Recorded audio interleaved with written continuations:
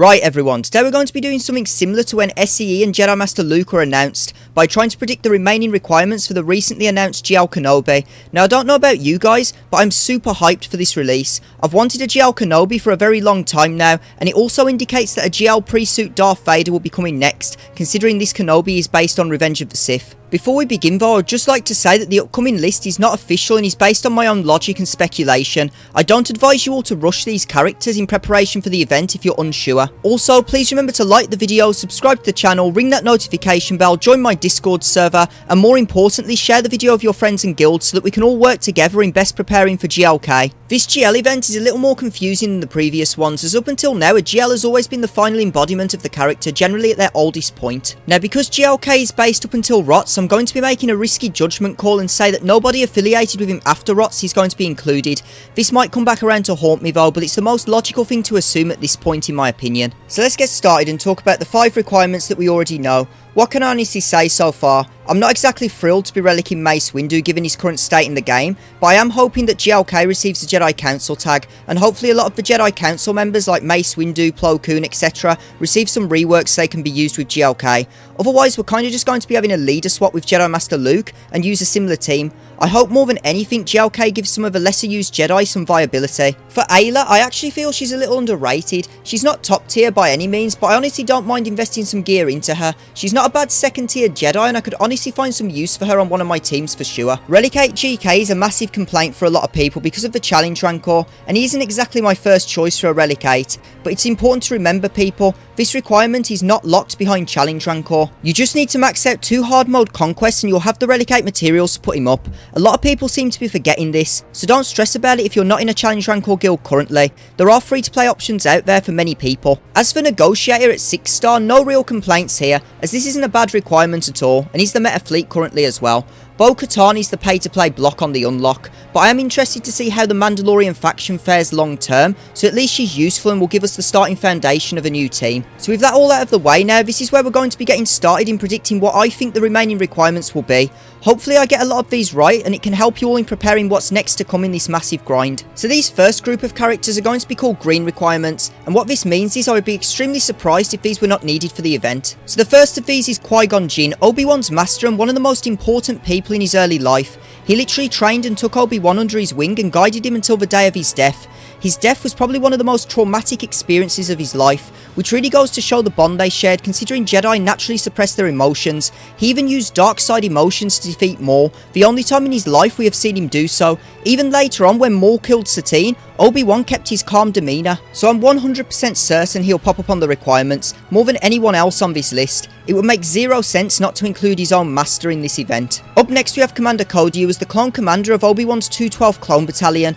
Up until Order 66, Cody served Kenobi loyally throughout the Clone Wars, and the two of them developed a significant level of trust and respect for each other, even to the point of developing similar traits of leadership when it came to battles, resulting in a direct comparison of Kenobi and Anakin with Cody and Rex. Even though he betrayed him at the end via Order 66, Cody was an important part of Kenobi's life and would make a perfect requirement for unlocking GLK. For similar reasons as Qui-Gon, the next required character I'm going to talk about is Grandmaster Yoda. As the Grandmaster of the Jedi Order and a close friend of Kenobi, he makes perfect sense. He also personally trained Obi-Wan when he was a youngling and was a strong mentor to him throughout his entire life. They also both stormed the Jedi Temple together at the end of the Clone Wars, fighting down legions of clone troopers to remove the trap placed to draw the Jedi in. They also worked together to conceal Luke and Leia from the Empire. Their relationship is too significant to be ignored, which is why I'm certain he will be needed. Next up we have Jedi Knight Anakin or Gas. So why not both, most people are probably thinking. I mean, he was his Padawan and they were literally together all the time during the Clone Wars. The problem is though, I firmly believe a pre-suit Darth Vader will be his dark side counterpart, and if this is the case, you kind of have to separate most of the requirements. This is why the likes of Padme, Ahsoka, Rex, R2 and Commander Ahsoka haven't made my final list, because all of those would 100% be required for a pre-suit Vader.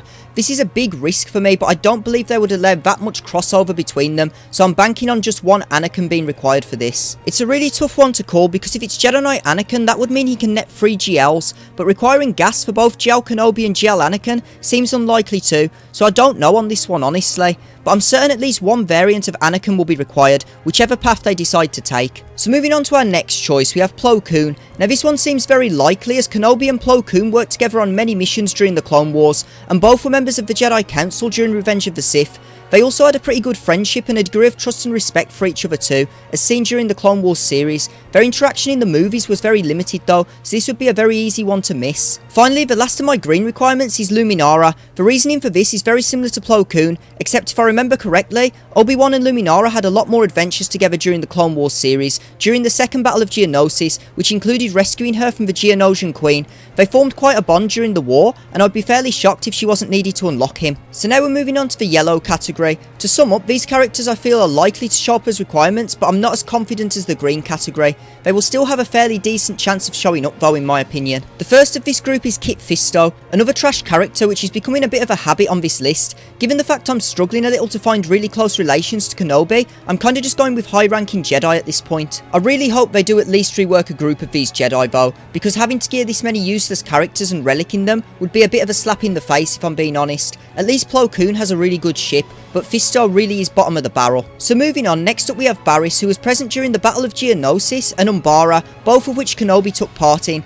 They honestly didn't interact too much, but she was also present at Kenobi's fake funeral during the Clone Wars too. So yeah, this one is a bit of a long shot, but it's possible nonetheless. For our next spot, we have Shakti, who served on the council with Kenobi. I find her a little more likely than the likes of Barris simply because she served on the council, but they did interact during the Clone Wars when Kenobi visited Kamino, and in other episodes briefly too. It's also worth mentioning that in Legends, Kenobi once said the following about Shakti: "And Shakti's the most cunning Jedi I've ever met. She's even taught me a few tricks." So this does hold some weight with me, given this game seems to have no problem including Legends material when it suits them. And for my final requirement, I selected Eve Koth, for similar reasons to other Jedi Council members. The difference is though, Kenobi did go on a mission to rescue Eve Koth. When he was captured by General Grievous, Kenobi distracted Grievous while Anakin and Adi Gallia rescued Eve Koth. And that's the end of my main list. As mentioned at the start of the list, I'm taking a big gamble here in two areas. I'm excluding both Ahsoka's, Padme, having both Anakin's, R2 and 3PO, under the assumption that will all be needed for a pre-suit Darth Vader.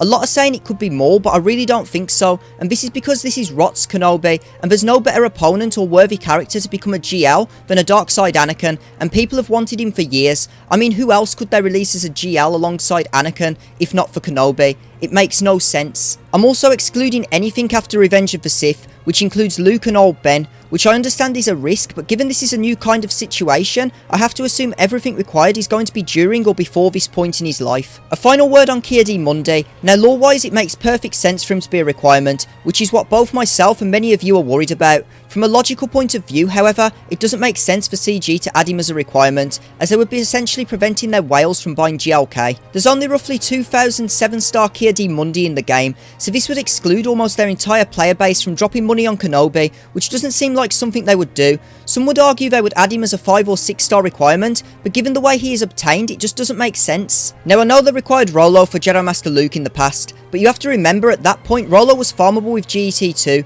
so the exclusivity being linked to a guild event special mission was removed. So these are my predictions everyone. We know 5 of the requirements already, and we've discussed what I think the remaining 10 will be in this video today. I just really hope my gambling judgment pays off, because I could be way off the ball here if they decide to include the characters more related to Anakin, but there is a chance I'm just overthinking this as well. Please be sure to remember that this is not official news and this video is pure speculation on my part. What you choose to do in my ideas is your own choice. The thing I always recommend doing in times like these though, is stockpiling gear such as cryos, stun guns, etc. and wait for the official announcements. Outside of Qui-Gon Jinn and Cody maybe, I would not gear anyone until they're confirmed as needed. I wish you all the best of luck going for your GLK, and hopefully this video has helped give you all an idea of what could be required to get him unlocked. As always, thanks for watching everyone, and I'll see you all very soon.